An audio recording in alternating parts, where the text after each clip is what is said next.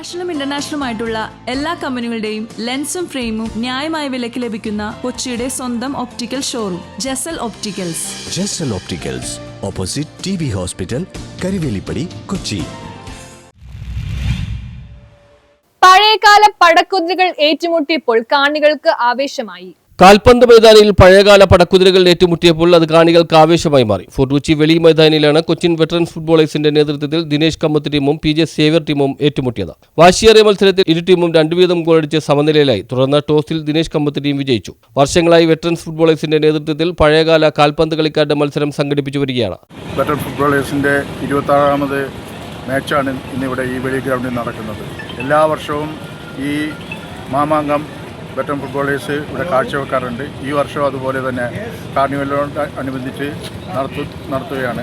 ഇതുകൂടാതെ ഞങ്ങളുടെ വെറ്ററൻ ഫുട്ബോളേഴ്സിൻ്റെ ഒരു ഫാമിലി ഗെറ്റ് ടുഗദറും കുടുംബസംഗമവും ഞങ്ങൾ നടത്തി പഴയകാല പ്ലേയേഴ്സിനെ എല്ലാം ഒത്തുകൂടിച്ചുകൊണ്ട് ഫാമിലിയോടുകൂടി ഒത്തുകൂടിക്കൊണ്ട് എല്ലാവരും അവരുടെ സ്നേഹം നല്ല രീതിയിൽ ഫുട്ബോൾ മത്സരങ്ങളാണ് ഇപ്പോൾ നമ്മൾ നടക്കേണ്ടത്. വെറ്ററൻ പ്ലേയേഴ്സ് ആണെന്ന് പറഞ്ഞാൽ കൂടി നല്ല രീതിയിൽ ഓടി നമ്മളെ എല്ലാവരും ഫുട്ബോൾ മത്സരം നല്ല രീതിയിൽ കാണുവാനായിട്ട് സാധിച്ചു.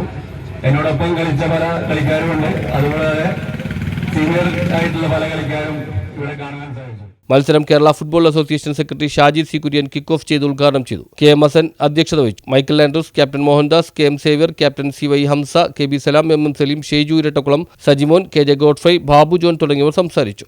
വെറ്ററൻ ഫുട്ബോളേഴ്സ് 26ാമത്തെ ഫുട്ബോളാണ് ഇന്നിവിടെ നടക്കുന്നത്.